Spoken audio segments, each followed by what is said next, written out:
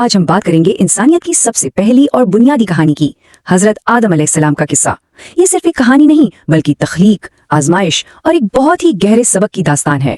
اور اس داستان کی شروعات ہوتی ہے اللہ کے ان الفاظ سے جو اس نے فرشتوں سے کہے۔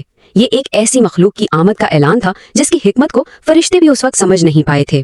تو سب سے پہلے بات کرتے ہیں اللہ کے اس منصوبے کی، جس کے تحت زمین پر ایک خلیفہ یعنی اللہ کا نائب بنایا جانا تھا۔ یہ سن کر فرشتوں نے کچھ خدشات کا اظہار کیا۔ وہ جو دن رات اللہ کی عبادت کرتے تھے، انہوں نے پہلے جنات کا فساد دیکھا تھا، تو ان کا سوال تھا کہ ایک ایسی مخلوق کیوں بنائی جا رہی ہے جو زمین پر جا کر فساد کرے گی اور خون بہائے گی۔ یہاں ایک بہت اہم نقطہ ہے۔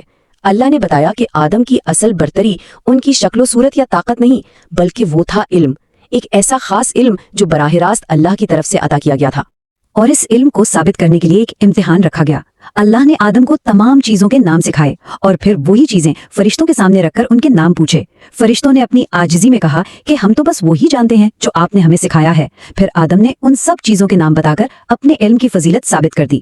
اچھا، علم کی برتری تو ثابت ہو گئی، اب آتا ہے کہانی کا دوسرا بڑا موڑ، سجدے کی آزمائش۔ یہ اطاعت اور عاجزی کا پہلا اور سب سے بڑا امتحان تھا۔ تو اللہ نے وہاں موجود سب کو یعنی فرشتوں اور ابلیس کو بھی ایک صاف اور واضح حکم دیا کہ آدم کو سجدہ کرو۔ اور بس اسی ایک حکم پر دو راستے بالکل الگ ہو گئے۔ فرشتوں نے جیسے ہی حکم سنا فوراً سجدے میں گر گئے، اپنی عاجزی دکھا دی، لیکن ایک تھا جس نے انکار کیا، وہ تھا ابلیس۔ ابلیس نے صرف انکار ہی نہیں کیا بلکہ اپنے انکار کی وجہ بھی بتائی، اور اس کی دلیل میں صرف اور صرف تکبر تھا۔ اس نے کہا میں اس سے بہتر ہوں، تو نے مجھے آگ سے بنایا ہے اور اسے مٹی سے، اور اسی تکبر کی سزا میں اسے ہمیشہ کے لیے دھتکار دیا گیا۔ لیکن جانے سے پہلے اس نے مہلت مانگی اور قسم کھائی کہ وہ قیامت تک انسان کو ہر طرف سے بہکائے گا اور گمراہ کرے گا۔ چلیں اب کہانی کا رخ جنت کی طرف موڑتے ہیں۔ اللہ نے آدم اور ان کی ساتھی ہوا کو جنت میں ٹھہرایا۔ جنت میں انہیں ہر طرح کی آزادی تھی، ہر نعمت میسر تھی، بس ایک شرط تھی، ایک پابندی کہ ایک خاص درخت کے قریب بھی نہیں جانا۔ اور یہیں شیطان کو اپنا بدلہ لینے کا موقع ملا۔ وہ ان کے پاس آیا اور ان کے دل میں وسوسہ ڈالا۔ اس نے قسم کھا کر کہا کہ میں تمہارا خیر خواہ ہوں۔ اللہ نے تو بس اس لیے منع کیا ہے کہ کہیں تم یہ پھل کھا کر فرشتے نہ بن جاؤ یا ہمیشہ کی زندگی نہ پالو۔ شیطان کی جھوٹی قسم کے دھوکے میں آ کر آدم اور ہوا سے بھول ہو گئی۔ انہوں نے اس درخت کا پھل کھا لیا اور اس بھول کا نتیجہ فوراً سامنے آ گیا۔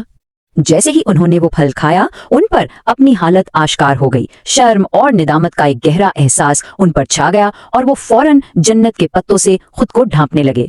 لیکن دیکھیے، انہوں نے ابلیس کی طرح بہانے نہیں بنائے، کوئی الزام تراشی نہیں کی، بلکہ فوراً اپنی غلطی مانی اور اللہ کی بارگاہ میں ان الفاظ کے ساتھ خالص توبہ کی جو آج بھی ہمارے لیے ایک دعا ہے۔ روایات میں آتا ہے کہ زمین پر بھیجے جانے کے بعد حضرت آدم 40 سال تک رو رو کر یہ معافی مانگتے رہے۔ یہ ان کی ندامت اور پچھتاوے کی گہرائی تھی۔ تو اب ہم پہنچتے ہیں اس قصے کے سب سے بڑے اور آخری سبق پر۔ بات یہ ہے کہ غلطی کے بعد دو ہی راستے ہوتے ہیں۔ ایک راستہ شیطان کا تھا، غلطی کر کے اکڑ جانا، تکبر کرنا اور الزام دوسروں پر ڈال دینا، اور دوسرا راستہ آدم کا تھا، غلطی کو تسلیم کرنا، عاجزی دکھانا اور اپنے رب سے معافی مانگ لینا۔